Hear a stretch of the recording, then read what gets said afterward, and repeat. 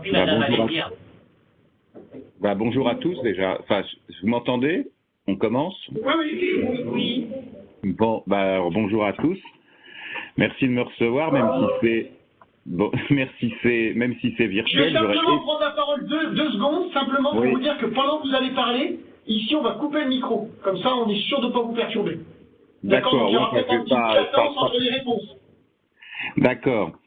Donc simplement en guise d'introduction, vous dire que je fais contre mauvaise fortune bon cœur. J'aurais bien sûr préféré être avec vous en classe. Je vous remercie pour le film que j'ai regardé et qui montrait un peu la façon dont vous y étiez pris avec votre professeur pour préparer cette rencontre. Alors merci pour ce film et puis maintenant j'attends vos questions. Il paraît que vous prenez tout en main, donc j'en suis très heureux. Et puis n'hésitez pas s'il y a des questions. Quand même, malgré tout, si vous êtes tout très bien organisé, si pendant l'un d'entre vous ou l'une d'entre vous a envie de répondre, de poser une question dans le prolongement de celle qu'il a posée, n'hésitez pas parce que c'est aussi un dialogue un peu spontané. Enfin, j'espère, on va essayer. Voilà, qu'est-ce qui commence? Moi, je voulais vous dire aussi un petit mot et me présenter. Donc je suis Marion Messon, je suis chargée de mission développement des publics au sein de l'agence Livre et Lecture en Bourgogne-Franche-Comté. Et je voulais juste replacer cette rencontre qui a lieu aujourd'hui dans l'ensemble plus vaste, qui est le festival des Petites Fugues. Donc vous avez peut-être vu les affiches et les programmes de ce festival. C'est un festival littéraire qui est développé depuis 2 ans dans le Morvan. Habituellement, ce festival, c'est pour vous donner un ordre de grandeur, 20 auteurs qui sillonnent toute la région Bourgogne-Franche-Comté pendant 15 jours et environ 140 rencontres. Alors, des rencontres dans des établissements scolaires comme le vôtre, mais aussi des rencontres publiques dans des librairies, médiathèques, structures culturelles, également des hôpitaux, des prisons. Cette année, en raison de la crise sanitaire, ce festival a dû réduire un petit peu sa voilure, donc avec seulement 80 rencontres prévues et 18 établissements scolaires comme le vôtre qui participent. Et puis, bien sûr, avec l'annonce du confinement, les rencontres publiques et même l'ensemble des rencontres au départ ont dû être annulées.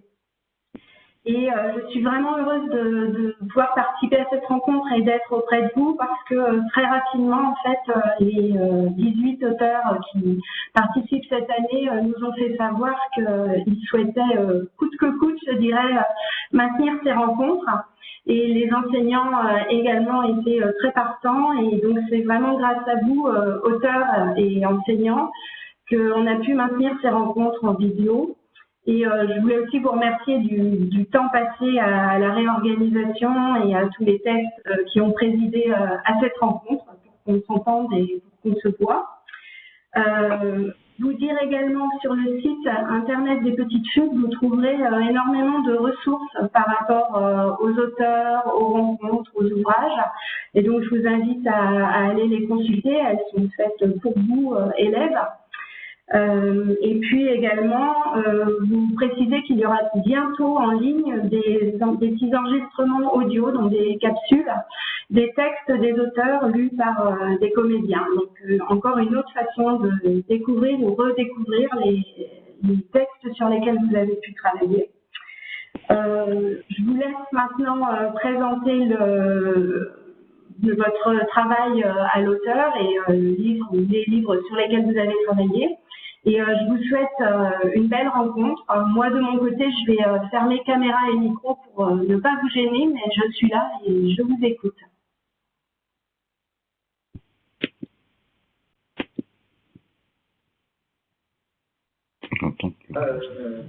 Alors, notre échange devrait se passer en au moins 4 temps, puisque nous avons trouvé dans votre livre 4 thèmes de questions différentes, sachant que nous avons en thème de questions Donc notre premier thème est l'écriture et le choix de ces événements. Et notre première question sera de Média et Marina. Alors, pardon, la première question, c'est... De Média et Marina, vous la posez. Ah d'accord, merci. Dans votre livre, vous citez « Il s'amusa à égorger les bêtes de lait. Il fit tomber les balais. Il se ruait sur les gens et les taillait en feu. La foule, les toits dehors, les bêtes éclataient en feu. Rimbaud, illumination. » Pourquoi avoir cité Arthur Rimbaud particulièrement à plusieurs reprises? Ah, ben parce que Rimbaud est un poète que j'ai découvert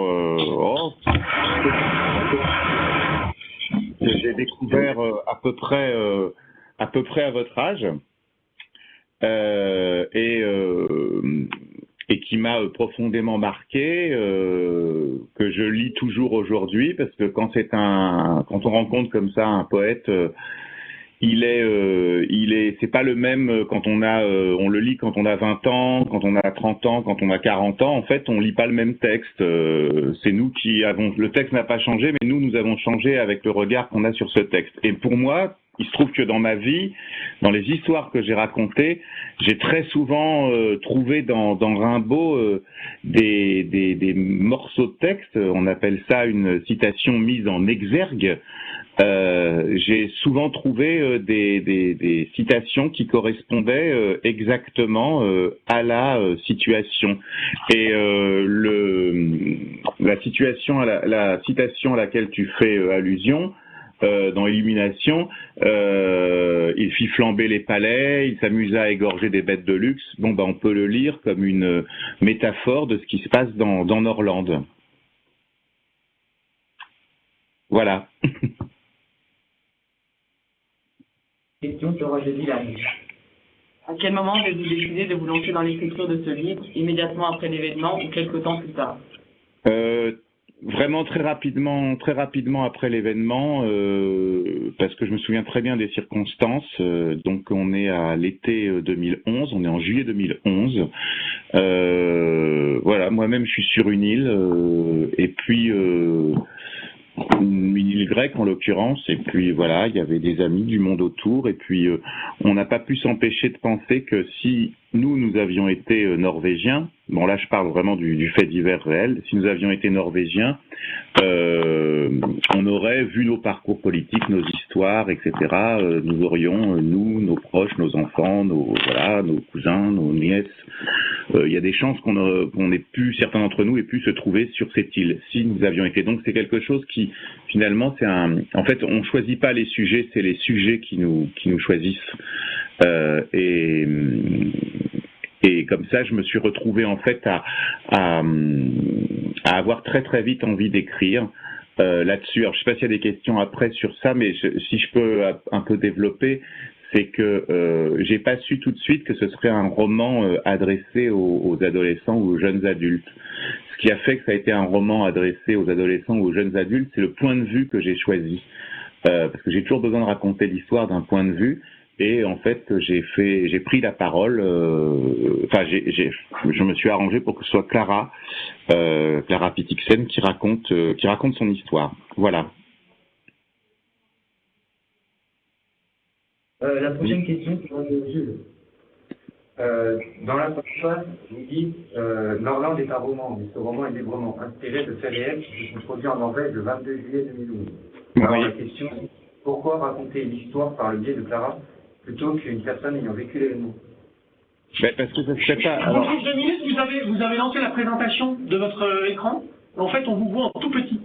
Ah, moi aussi. Alors, je ne sais pas où il faut que je touche, parce que moi aussi, je vois en tout petit. C'est venu d'un seul cours. J'ai peut-être appuyé quelque part. Je ne sais pas sur quoi je peux aller. Normalement, vous avez sur votre truc stopper la présentation. Stopper la présentation. Vous avez une petite croix rouge.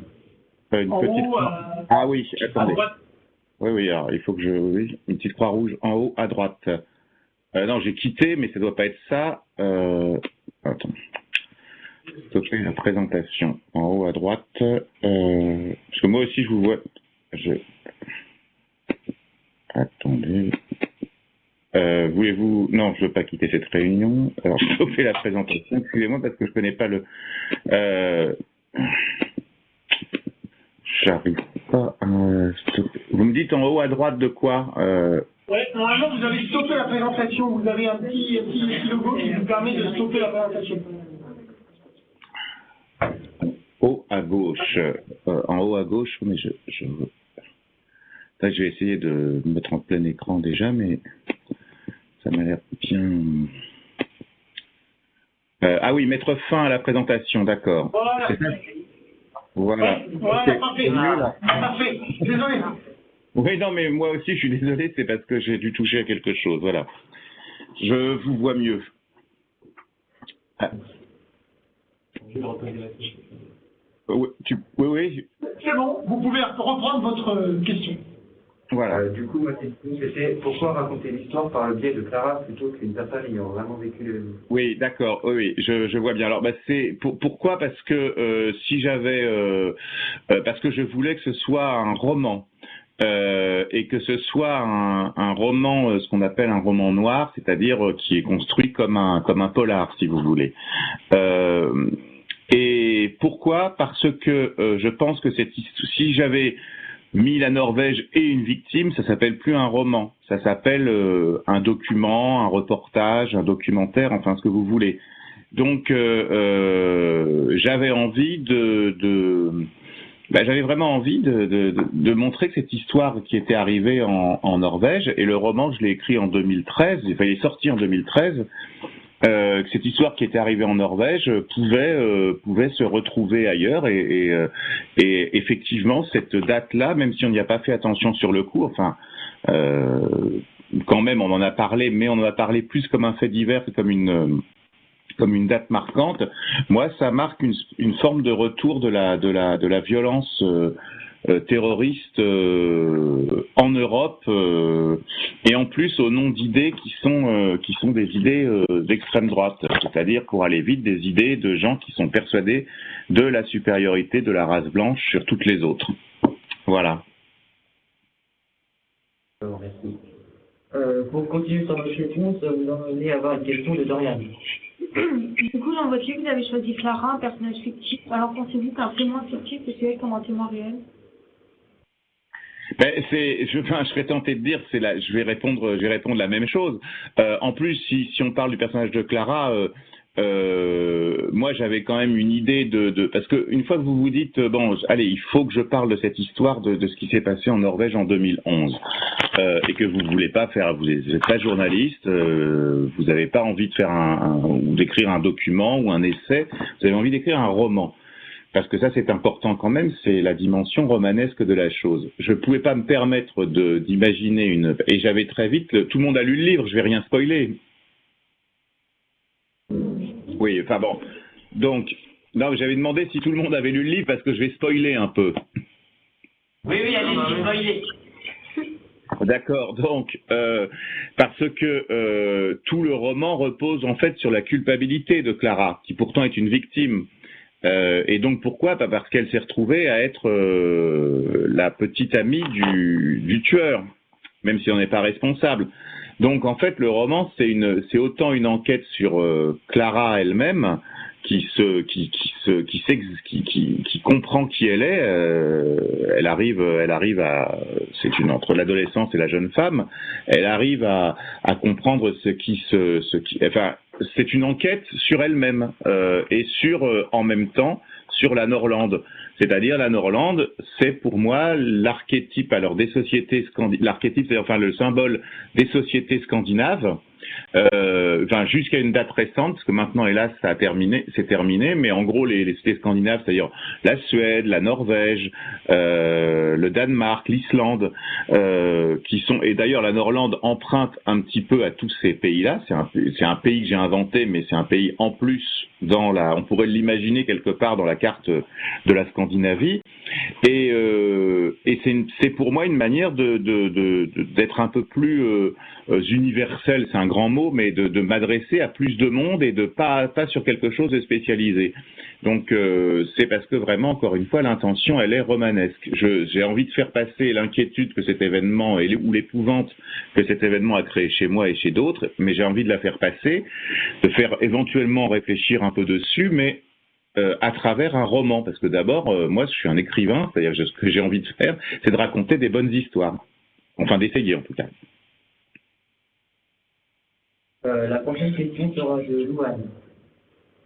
Comment vivez-vous une mouche précisément alors que vous ne l'avez pas vécu?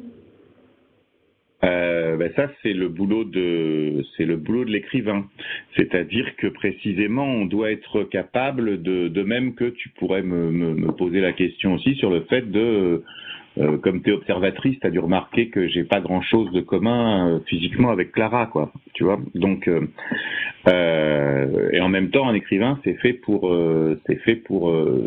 être capable de se mettre dans la peau de n'importe qui, n'importe quand, dans n'importe quelle situation. Voilà. Et ça c'est parce que justement on est tous des êtres humains et donc on est capable de c'est pas forcément un mot que j'aime mais de ce qu'on appelle l'empathie, c'est-à-dire d'être capable de comprendre sans souffrir soi-même, de comprendre ce que quelqu'un souffre et endure. Et les écrivains, ce qu'ils essayent de faire, c'est quand ils sont dans cette démarche comme moi, ce qu'ils essayent de faire, c'est de raconter ça et de le faire le mieux possible. Voilà. La prochaine question sera de Gabriel. Dans le chapitre 14, vous donnez des détails sur l'île. Donc, avez-vous été sur l'île d'Utoya avant l'été normande? Non, je ne suis pas allé sur l'île d'Utoya, de même que la Norvège, j'ai dû la voir il y a très longtemps, mais comme n'importe quel touriste, donc ça compte pas. En revanche, évidemment, il y a eu un travail de documentation de ma part. Alors, le travail de documentation, aujourd'hui avec Internet, c'est relativement facile. C'est-à-dire que juste après, j'ai à peu près lu tout ce qui était sorti sur la tuerie de Breivik lui-même. Je l'ai lu en français, j'ai lu un peu en anglais parce que voilà, et comme ça j'ai toute une série de sources d'informations. Après, moi en tant qu'écrivain, je revendique vraiment le fait de pouvoir inventer l'espace. Encore une fois, ça ressemble à, mais ce n'est pas. Voilà. Pour continuer sur votre documentation, Dara, une question à vous poser. Pensez-vous que votre livre est plus homochoco qu'un reportage? Le passage où vous parlez de la tuerie. Et plus, pardon? Choquant qu'un reportage. Choquant. Ah, je sais pas, il y avait pas de journalistes au moment même des attentats à Oslo et des bombes à Oslo et du massacre sur l'île. Il n'y avait pas de journalistes. Après, encore une fois, c'est le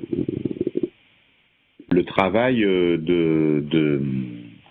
le travail de l'écrivain que d'être capable de rendre la chose. Alors, je sais pas, choquant, je sais pas si c'est ce que je visais en décrivant l'attentat lui-même. C'est simplement moi comme c'est Clara qui raconte, parce que c'est ça qu'il faut pas oublier, c'est Clara qui raconte, c'est Clara qui parle. J'ai décrit de l'attentat, de la tuerie, que ce qu'elle peut en voir. D'ailleurs, si je puis me permettre une parenthèse, j'ai été en regardant votre film je me suis dit, ça je suis content parce que je crois qu'on vous a demandé des phrases qui vous avaient marqué dans le roman. C'est ça, hein? Oui. D'accord. Parce qu'avec l'alternance, le dialogue est pas hyper fluide. Mais bon. Et donc, il y en a beaucoup qui ont dit, j'ai regardé sur le film, il y en a beaucoup qui ont dit, la phrase qu'il avait marquée, c'est qu'il la vise et il fait pan-pan avec la bouche. En gros, je cite à peu près, vous vous en souvenez? Oui. Ceux qui ont dit ça, voilà, il y en a quand même eu, sur le film, j'ai cru en voir 4 ou 5 qui avaient repéré cette phrase-là. Oui, je pense que c'est la phrase qui est le comble de la cruauté, c'est-à-dire que et ça c'est purement romanesque, mais en même temps ça montre le vrai sadisme du personnage, non seulement dans le fait de tuer des gens, mais dans la relation toxique, on dirait aujourd'hui, qu'il a entretenue avec Clara. Vous allez écouter une question de Ambre. Il a sorti un pistolet et a commencé à les exécuter froidement. J'ai vomi, j'ai hurlé, j'ai senti que je perdais la raison. Comment avez-vous fait pour que l'on ait l'impression de vivre l'événement avec Clara? ça c'est comment j'ai fait. Encore une fois, je pense que l'écrivain c'est une éponge en fait. On absorbe beaucoup de j'ai lu des témoignages des victimes, j'ai lu, mais pas seulement sur Utøya, enfin sur dès que vous écoutez les gens qui parlent après des attentats, ceux qui sont vraiment de votre génération, qui sont les attentats puis encore vous étiez pas bien grand, mais les attentats de Charlie Hebdo, du Bataclan, voilà, c'est hélas, j'allais dire, c'est hélas toujours la même chose, c'est-à-dire que il y a des types de réactions et c'est normal, on est tous pareils, des types de réactions dans l'horreur qui sont hélas les mêmes, et donc c'est pas si difficile, c'est pas le mot, mais c'est pas, je veux dire, j'ai rien inventé en fait. J'ai simplement beaucoup lu, beaucoup écouté, et je vous dis encore une fois, comme une éponge, je me suis beaucoup imprégné. Voilà.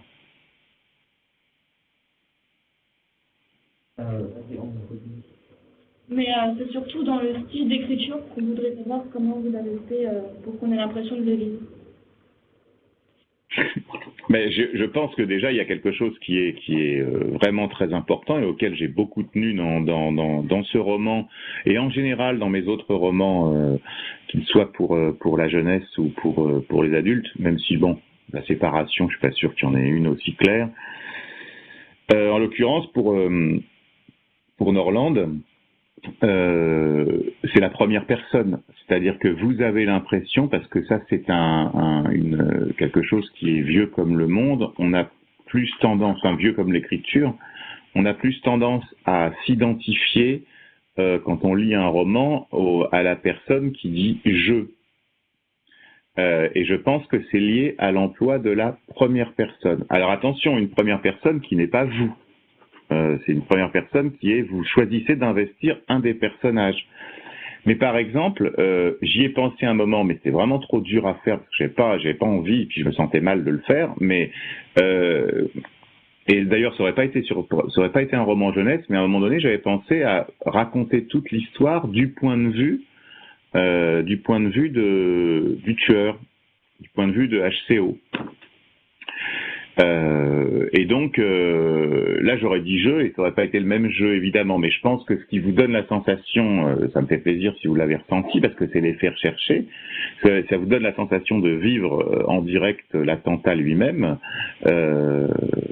Effectivement c'est parce que c'est à mon avis lié à l'emploi de la première personne, au fait que ce soit Clara qui soit en charge du récit.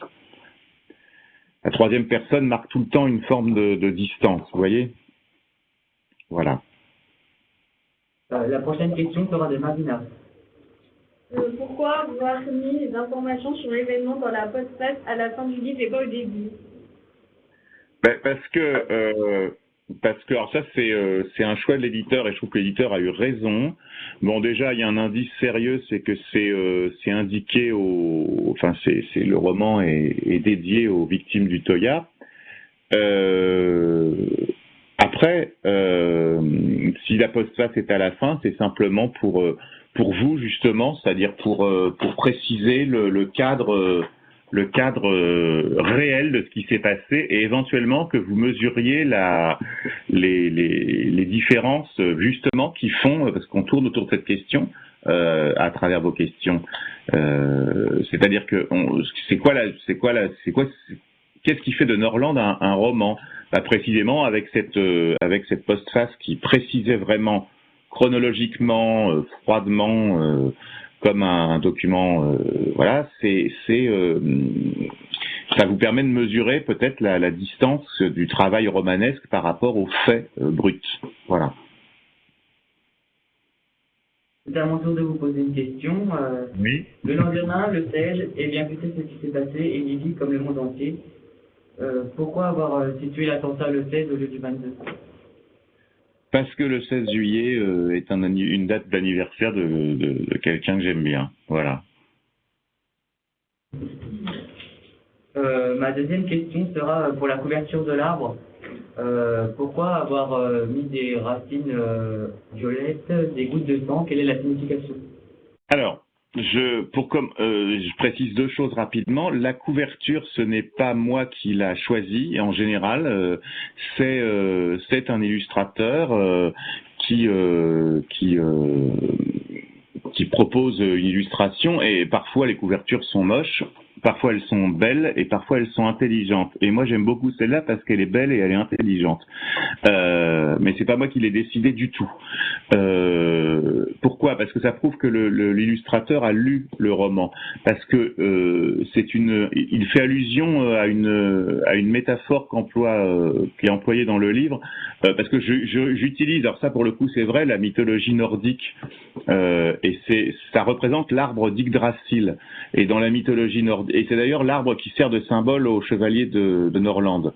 Et l'arbre d'Yggdrasil, il est déraciné. En fait, c'est l'arbre de vie, et dans la mythologie nordique, scandinave, on dit que si cet arbre c'est un arbre géant qui domine toute la terre, et si par malheur ses racines vont tellement profond, si par malheur il était arraché ou il mourait, eh bien la terre s'effriterait, exploserait, enfin le monde disparaîtrait.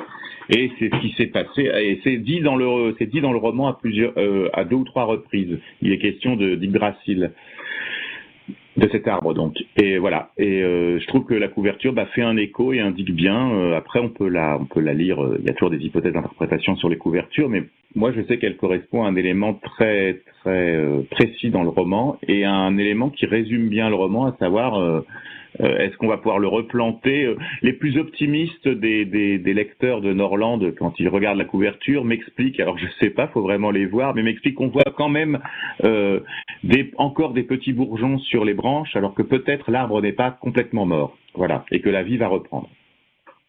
Ce qui est possible, puisque c'est ce qui est quand même malgré tout dit dans le roman. Merci. Alors la prochaine question sera de Jules.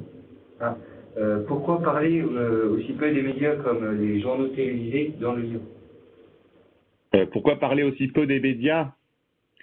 Je sais pas, je me suis jamais posé la question. C'est parce que je pense que Clara passe pas sa vie à écouter les journaux, la presse. Il y avait déjà des chaînes d'infos continues en 2011, mais voilà, elle est non, il y a, je pense, en même temps le roman se termine, sauf erreur de ma part, mais le roman se termine bien par une dépêche d'agence de presse. Donc il y a quand même c'est les médias qui concluent le roman et qui nous font comprendre ce qui s'est passé. Après, pour le reste, non, j'ai pas de réponse précise.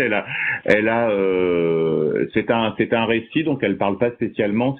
Elle fait son propre récit, donc son journal Lettres à Émilie, donc elle parle pas particulièrement des médias, mais peut-être parce que les médias n'étaient pas à l'époque encore, enfin une partie des médias, mais encore en recherche de sensationnalisme et à mettre de l'huile sur le feu de certaines choses dans les banlieues, etc., à en rajouter pour que ce soit encore voilà, il n'y avait pas ce discours-là encore. Donc peut-être que j'aurais parlé de ça, mais il faut jamais oublier que le roman, il a déjà, c'est un roman qui est sorti en 2013 pour la première fois. Alors on va continuer. Alors justement, Clara est une adolescente, elle utilise les réseaux sociaux. Ça sera d'ailleurs le titre de notre second thème, les dangers des réseaux sociaux. Et notre première question sera de Mélia. Pourquoi avez-vous choisi que la rencontre avec les tueurs se fasse par Facebook ? Mais parce que, alors, précision sur les réseaux sociaux tout en répondant à ta question. Le roman date de 2011. Facebook est déjà quelque chose de très important. Je crois qu'à l'époque, il a déjà la population de la Chine. Enfin, il y a plus d'1 milliard de personnes.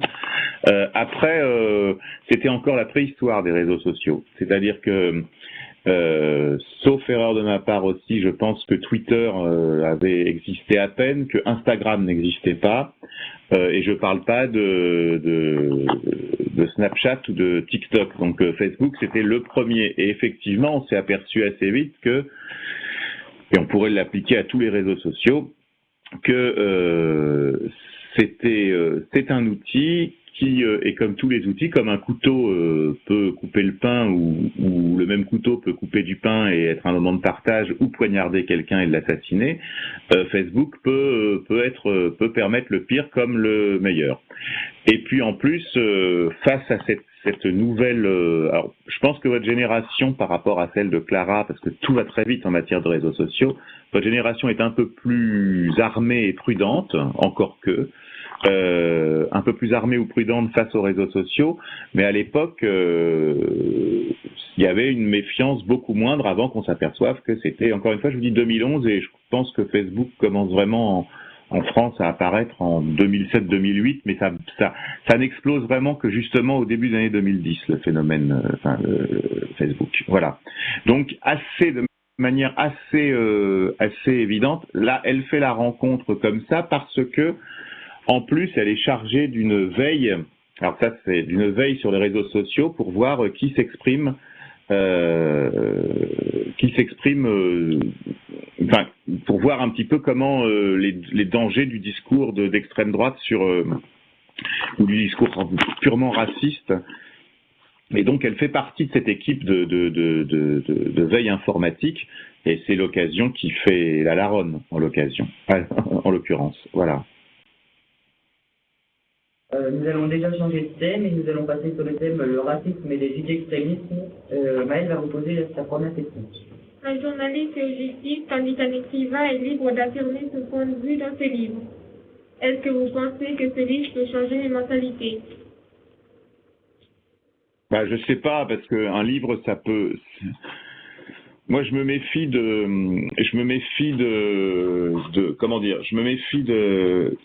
de vouloir un écrivain, c'est pas un homme politique, c'est pas un prêtre, c'est pas un imam, c'est pas une conscience qui devrait donner dire ce qui est bien, ce qui est mal, ce qui est donc j'ai pas de message à vous donner, j'ai pas des leçons à vous donner.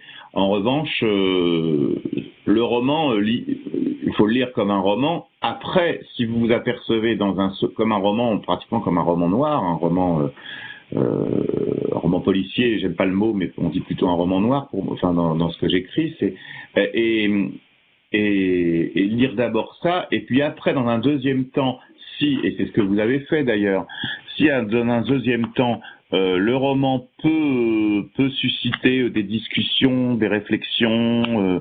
J'en suis très très content. Mais je l'ai pas écrit. Enfin, oui et non. C'est-à-dire que j'ai voulu écrire un roman qui parlait de ça. Je me doutais bien que si je m'y prenais bien, le roman permettrait de réfléchir. Mais un livre n'a jamais changé les mentalités. Je veux dire, ça peut individuellement peut-être, mais collectivement, je suis pas sûr. Faut pas croire qu'un écrivain est un je dis encore une fois, ou est un homme politique de premier plan, ou est une autorité morale. Non. Moi, je suis comme vous. Je suis effrayé par des choses qui se passent. Je les comprends pas forcément tout de suite. Et puis les raconter, c'est une manière de les exorciser et de les mettre un peu à distance. Voilà. La prochaine question sera de Ambre. Dans Norland, vous avez plus de liberté au niveau des mots que dans les médias. Est-ce que cette liberté vous permet de donner votre point de vue sur ce qui s'est passé? Je pense que ta question recoupe un peu celle de ta camarade juste avant, c'est-à-dire que oui, le roman permet l'exercice d'une certaine liberté, bien sûr, mais je suis pas sûr que j'expose mes points de vue. Oui, bien sûr, je vous doutez bien que si j'écris ce roman, c'est parce que justement j'avais envie de parler de ça. Mais moi, encore une fois, ce qui m'intéresse, c'est ce qu'en pense Clara, c'est comment elle découvre, elle, progressivement et dans sa chair même, elle découvre ce que ça veut dire cette violence politique et cette violence raciste et suprématiste comme on dit, c'est-à-dire persuader qu'il y a une race supérieure aux autres. C'est elle qui le découvre, c'est elle qui fait ses découvertes. Puis elle est à peine plus âgée que vous, donc aussi un petit peu plus âgée que vous, mais c'est elle qui est dans dans cette découverte, cette prise de conscience, c'est elle. Donc si vous avez envie de la suivre sur ce chemin-là, c'est votre affaire. Si vous avez envie, voilà. Mais c'est moi, j'ai fini mon travail à ce moment-là. Mais il est vrai que, encore une fois, le roman, et là j'insiste là-dessus, pour Norland, mais pour plein d'autres livres, le roman est un exercice de liberté. Dans un roman, on peut dire ce qu'on veut, comme on veut, de la manière qu'on veut. La seule chose qui est importante, c'est de ne pas embêter son lecteur. Voilà. La prochaine question sera de Julia. On constate dans le roman que les parents de Clara sont des gens importants. Pourquoi j'ai fait... Attends, tu peux répéter la question, s'il te plaît, juste un peu plus fort.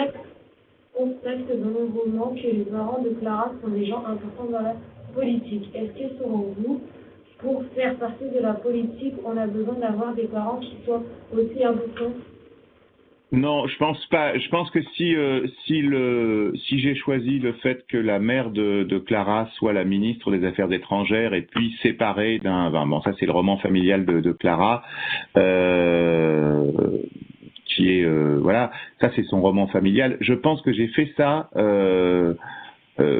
pour une raison bien simple, c'est que la mère de Clara a un point de vue global sur la société de la Norlande. C'est elle qui est, en étant ministre des Affaires étrangères là, mais en étant donc une femme politique, elle voit les choses dans leur ensemble. Elle voit les choses monter. D'ailleurs, il y a dans le roman à un moment donné elles vont au restaurant avec Émilie pendant une randonnée et elles sont à table toutes les trois et c'est la mère qui dit Émilie dit qu'en France déjà il y a un discours d'extrême droite qui est très important et Clara dit, je sais pas si vous vous souvenez de ce passage, oui mais la Norlande elle ne risque rien parce qu'on s'entend bien, on a toujours été une société ouverte, et la mère de Clara commence à raconter, Morgana commence à raconter à dire que justement elle est plus si sûre que ça que la société norlandaise soit une société encore aussi ouverte qu'elle était, et ça pour des tas de raisons. Voilà, alors c'était pour ça que j'ai pris des personnages qui étaient importants, et je pense pas que ce soit lié à l'engagement. C'est-à-dire que ça peut aider quand on est jeune, si on veut s'engager de manière politique ou associative, ça peut aider d'avoir, de faire la démarche si on a des parents qui eux-mêmes étaient déjà engagés politiquement. Après, c'est des itinéraires personnels et des cheminements personnels qui font que les gens qui aujourd'hui encore, les jeunes qui aujourd'hui encore sont dans des structures où ils s'engagent pour des causes, notamment maintenant des causes qui deviennent très importantes comme la cause écologique, environnementale, c'est souvent eux qui le font de leur propre chef, c'est-à-dire qu'ils décident de le faire suite à un cheminement personnel qui commence d'ailleurs à peu près à votre âge. La prochaine question sera de Marina. Dans votre livre, vous citez Chevalier de la Normande, ce parti d'extrême droite dont vous avez parlé maintenant. Oui, vous dire que les chevaliers de Normande ont un rapport avec la croix gammée des nazis. En tout cas, les mouvements d'extrême droite, ce qui est compliqué, c'est qu'ils étaient, même en France, jusqu'au début des années 80, vous me direz, ça fait déjà 40 ans, mais ils étaient totalement marginaux. Les chevaliers de Norland, ils ont, alors comme très souvent les mouvements d'extrême droite, ils récupèrent une espèce de mythologie propre au pays. Par exemple, l'extrême droite française, elle aime bien montrer Vercingétorix ou Jeanne d'Arc, qui ne sont pas d'extrême droite, ni l'un ni l'autre, mais qui ont été récupérés. Tout le folklore gaulois, etc. et tout, voilà. C'est parce que, voilà, c'est nous qui sommes au courant de ce que sont les vraies racines de la nation, et les autres comprennent rien. Et au contraire veulent les détruire. La Chevalier de la Norlande, c'est pareil, mais dans mon souvenir, parce que le roman je l'ai pas écrit hier quand même, mais dans mon souvenir, même en le refeuilletant, les Chevaliers de Norlande ont comme emblème Yggdrasil, justement, l'arbre dont j'ai parlé tout à l'heure, l'arbre qui est sur la couverture. Donc pas spécialement de croix gammée, ça fait un peu lourdingue comme analogie, c'est-à-dire pour tout dire, c'est-à-dire que c'est parce qu'en fait on peut toujours trouver des analogies historiques avec le passé et dire finalement ces mouvements-là font penser au nazisme, mais en même temps c'est vrai et c'est pas vrai, enfin c'est beaucoup plus compliqué que ça historiquement. Donc les Joyeux la Norlande, c'est un mouvement d'extrême droite, c'est un mouvement raciste, xénophobe, mais qui a quand même envie de gagner des élections. Donc c'est pour ça qu'il va Hans Karl Odin, il en fait partie, mais il sera pas soutenu par eux. Au contraire, ils diront non, il a dévoyé nos idéaux. Voilà. La prochaine question sera de Pierre. Vous semblez rapprocher l'événement et la Seconde Guerre mondiale, mais pourquoi? Vous semblez rapprocher l'événement et La Seconde Guerre mondiale, mais pourquoi? Non, parce que j'ai dit que, en fait, ce que j'ai dit, c'est que, en gros, la Seconde Guerre mondiale en Europe, c'est le fait d'avoir à lutter contre le nazisme en Allemagne, le fascisme en Italie, aussi le franquisme en Espagne, etc.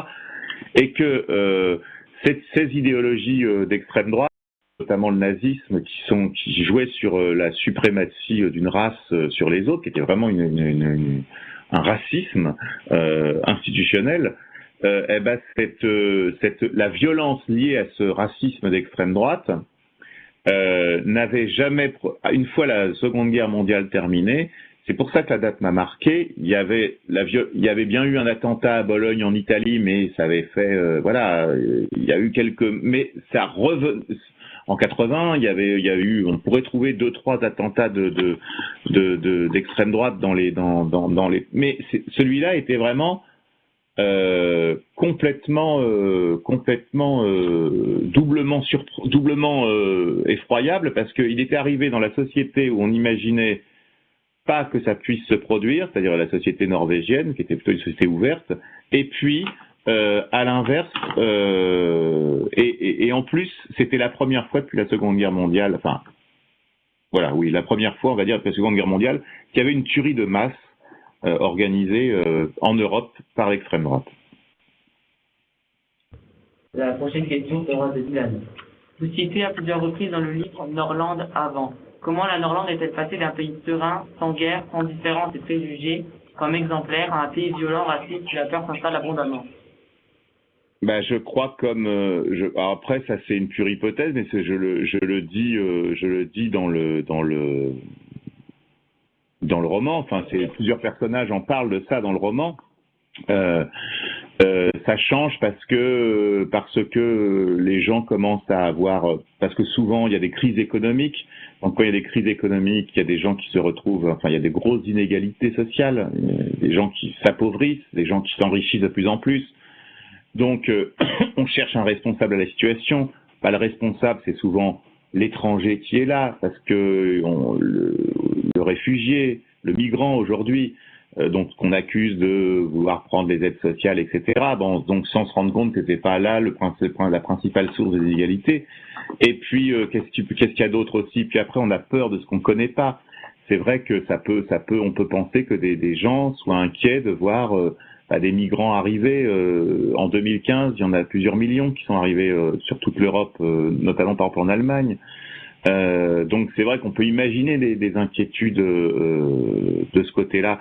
Et donc ça favorise un discours tenu parfois maintenant aujourd'hui dans les médias par des hommes politiques, mais aussi dans les médias.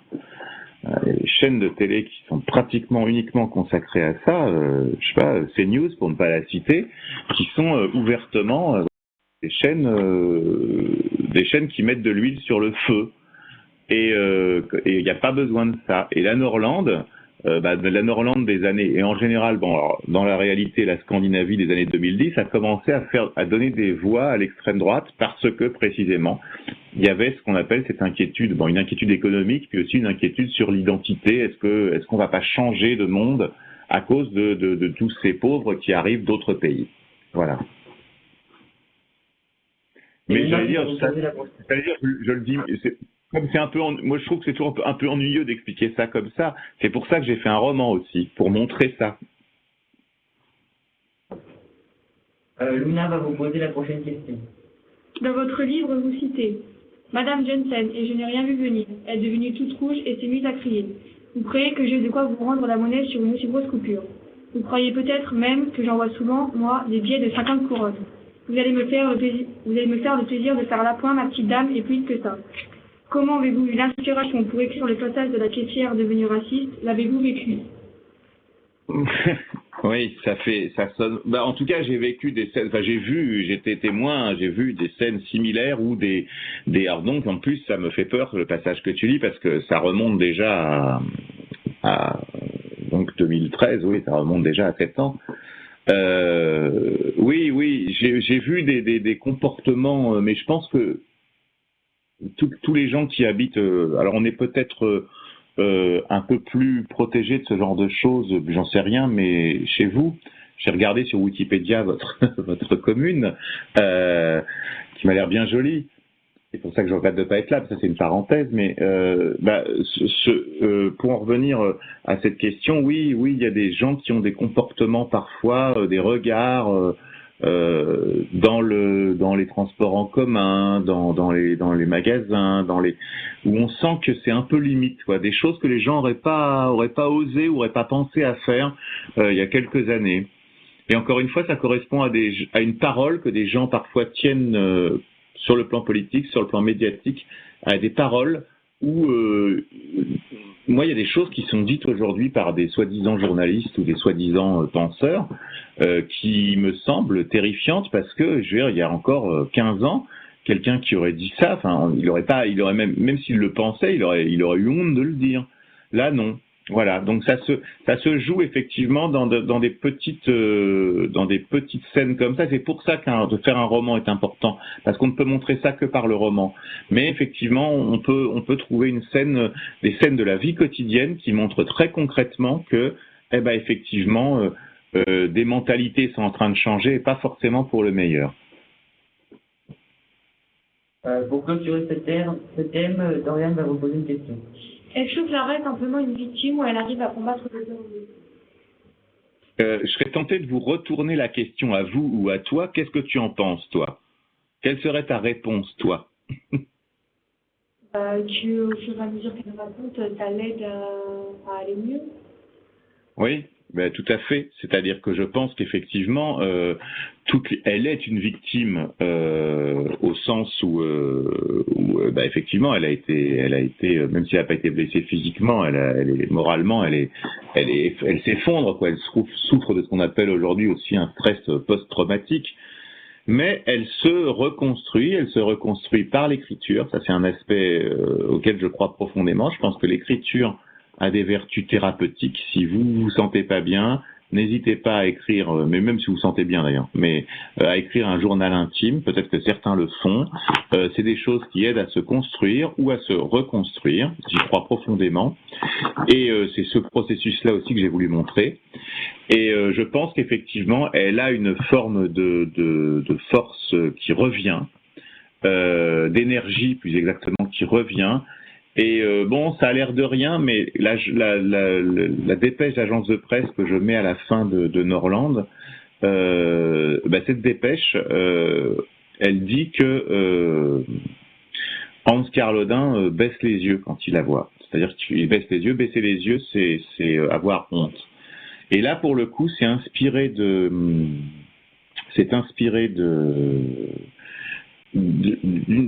moment du procès où on ne sait pas pourquoi, parmi le défilé des témoins qui avaient vu, comme Clara au procès de Breivik, à un moment donné, il était toujours froid, méprisant, pour chaque victime, presque moqueur, etc. Puis une victime, on ne sait pas pourquoi, peut-être qu'à un moment donné, sa carapace de monstre s'est un peu effritée et qu'il s'est rendu compte pendant quelques moments, et on ne sait pas pourquoi c'était une fille aussi, une fille qui est passée, il s'est mis à balbutier, à avoir honte comme s'il se rendait compte de ce qu'il avait fait. Voilà.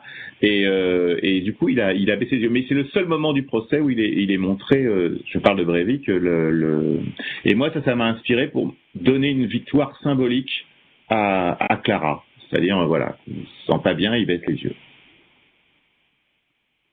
Vous parliez du traumatisme de Clara, venons-en, puisque ça va être le titre de notre 4e thème. Océane et Ambre vont vous poser leur première question. La chose dit que vous avez plus que jamais cette impression d'être un fantôme, mais j'ai trouvé quand même. On voit qu'on vous êtes par décision sur les émotions de Clara. Comment avez-vous pu imaginer que pour ressortir les personnages à l'attentat, à debout et expliquer le nom du Oui, alors, je penchais la tête parce que j'entendais pas très bien, mais oui, pour en revenir à cette question, comment je peux imaginer? Mais j'ai un peu répondu tout à l'heure, c'est-à-dire que j'ai un peu répondu tout à l'heure en vous disant que quand on a vécu un attentat, évidemment, c'est quelque chose qui est très difficile à raconter et à dire. En revanche, quand vous regardez au cours des années les témoignages qui arrivent à sortir, ils sont tous un peu similaires. Et c'est le travail de l'écrivain que de les rendre vivants en fait. La prochaine question sera de Luna. Pourquoi ne pas avoir respecté une chronologie logique en partant d'abord de la description du massacre? Parce que c'est chronologie logique en commençant par la description du massacre et après en disant comment elle se reconstruit et comment elle trouve. Mais parce que précisément le roman, je le sais, aurait perdu de son intérêt. C'est-à-dire que toute une bonne partie du roman, de l'enjeu du roman, c'est de savoir si Clara va arriver à nous dire ce qu'il s'est passé, ce qu'il s'est vraiment passé. Et d'où les noms qu'elle utilise, l'autre, l'événement. Donc on met un certain temps, et c'est ce qui fait, à mon avis, tourner les pages. Alors j'ai vu dans votre film que ça en avait gêné certains. Moi, je pense au contraire que c'est la vraie structure d'un roman, c'est justement de se construire à l'envers. C'est-à-dire que, d'ailleurs, c'est comme ça dans la vie. Quand on a eu un accident, comme on ne savait pas qu'on allait voir un accident avant d'avoir l'accident, je parle d'un accident de la route par exemple, on n'y pense pas. Et c'est après, quand on se retrouve dans le lit d'hôpital avec un bras cassé ou une jambe immobilisée, qu'on commence à remonter le temps pour voir comment on est arrivé à avoir l'accident. En plus, ça se passe vraiment comme ça dans la vie, c'est-à-dire que c'est l'ordre chronologique, c'est lui qui est une illusion. C'est-à-dire qu'il n'y a pas un début et justement jouer avec ce que vous appelez encore, je crois, pour les rédactions, le schéma narratif. Jouer avec le schéma narratif, c'est important parce que précisément, c'est ce qui fait tourner les pages, à mon avis. La prochaine question sera de Dylan. Pensez-vous que Clara peut se plaindre de sa souffrance psychologique en comparaison de ceux qui ont perdu la vie? Ah bah oui, parce que il y a quelque chose qui est, si tu étudies un petit peu le phénomène, il y a quelque chose qui est identifié par les psychologues les psychiatres depuis longtemps, et notamment les rescapés des camps de la mort nazis, c'est la culpabilité du survivant. C'est le fait quand t'es mort, je serais tenté de dire, c'est affreux, mais c'est comme ça, c'est fini. Quand tu n'es pas mort et que tu as échappé à ce genre de choses, un massacre, etc., il y a quelque chose qui se déclenche chez beaucoup de gens qui est pourquoi ma copine et pas moi, pourquoi mon copain et pas moi, pourquoi pourquoi moi je suis là, et avoir ce sentiment de culpabilité, c'est quelque chose qui génère une très grande souffrance, et qui est une souffrance qui est reconnue par les psychiatres. En plus, qui est identifiée par les psychiatres. Et en plus, Clara a en plus des raisons objectives, elle, de se sentir coupable, à savoir sa liaison avec Hans Carlodin. Une question sera de Dorian. Pourquoi avez-vous fait en sorte que Clara ne remarque rien par rapport au terrorisme?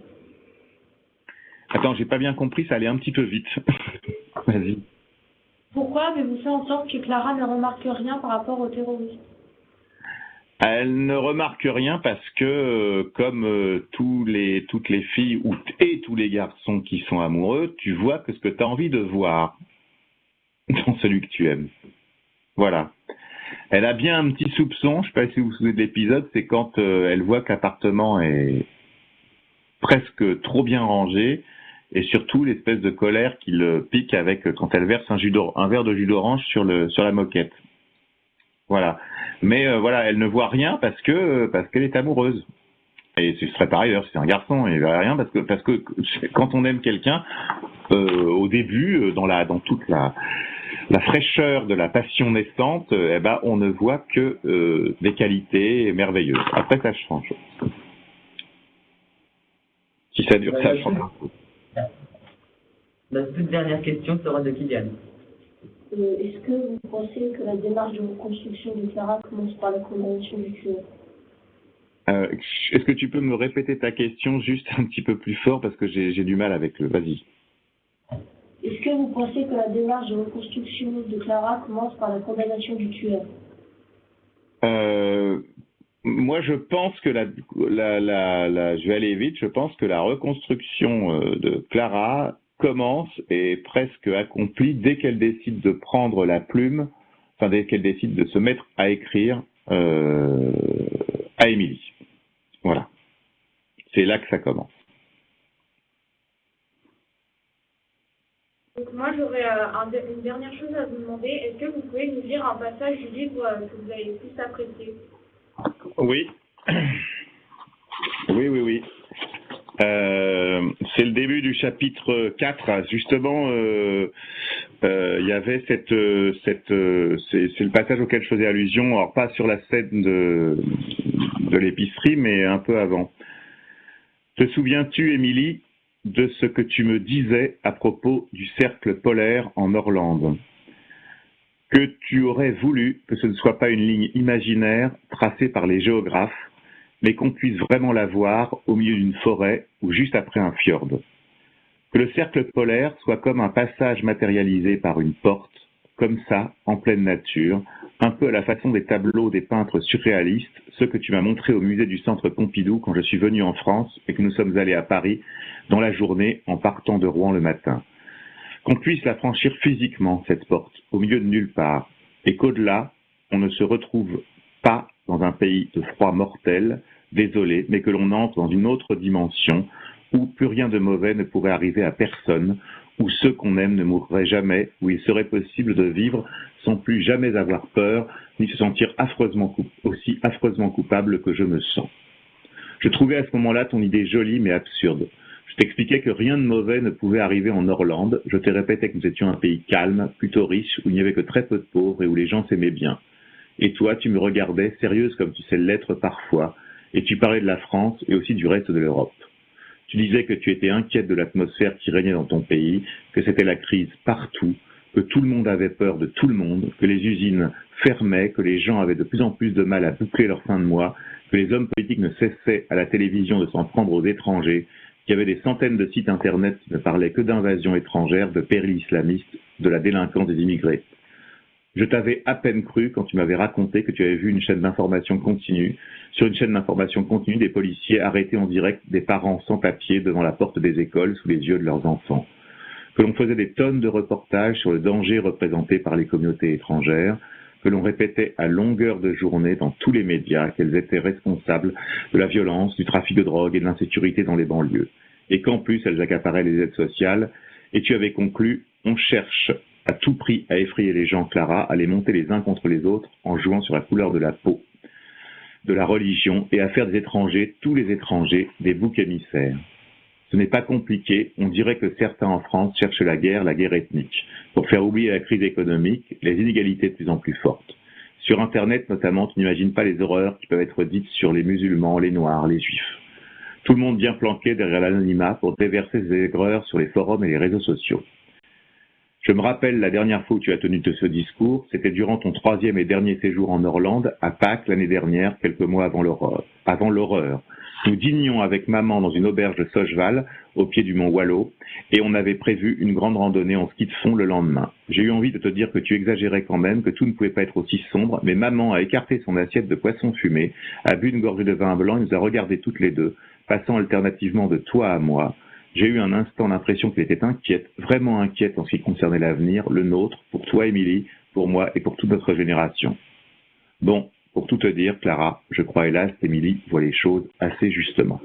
Voilà. Merci. Merci pour vos questions.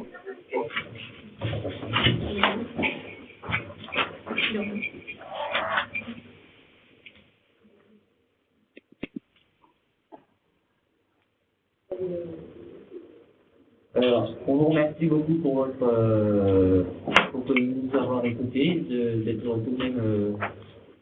Oui. Mais moi, je tenais à vous dire que j'ai été.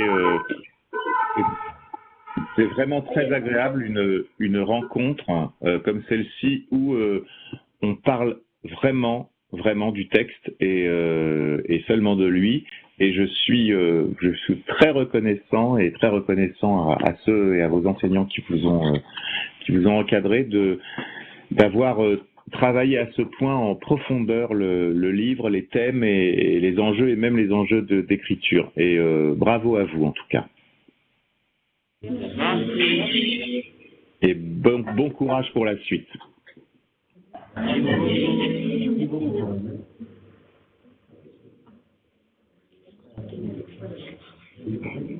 On vous dit au revoir.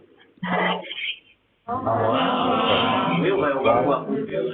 Merci Monsieur Leroy d'avoir répondu aux questions de nos élèves. Et voilà, je pense que l'échange a été fructueux. Hein. On vous enverra l'article. Les élèves écriront un article dans le journal du centre pour rendre compte de l'échange que vous venez d'avoir lieu. Et voilà, il y en a qui ont noté plein d'idées là pendant que vous parliez. Hein, donc, écoutez, on merci. aura encore un retour supplémentaire. Merci à vous. Ça me fera très plaisir. Merci beaucoup. Au revoir. Au revoir.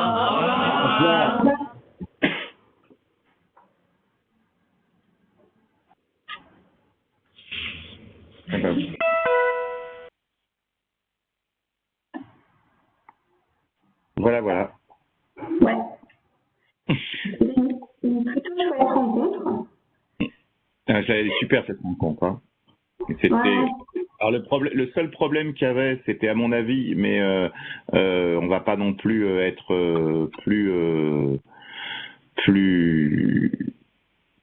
royaliste que le roi, c'est-à-dire que c'est vrai que dans la mesure où les micros étaient coupés à chaque intervention, il y avait peut-être une fluidité qui manquait un petit peu. Mais pour le reste, voilà, mais ça c'est la forme, hein. C'est pas certainement pas les gamins ni leurs enseignants qui sont responsables de ça. Donc ça coupait un peu la fluidité des échanges. En même temps, voilà, donc je veux dire, c'est quand même très très agréable quand c'est préparé avec des gamins qui manifestement comprennent ce qu'ils sont en train de vous demander et comprennent ce que vous leur dites. Donc non, c'est sur la qualité de la rencontre. C'est vraiment chapeau, quoi. Voilà. Ouais. Ben, merci beaucoup, en tout cas, de votre du temps passé. Oui, Marion, mais ça va. Je ne sais plus si on se recroise. Oui, je crois. On se recroise demain, je pense. Oui, le 27,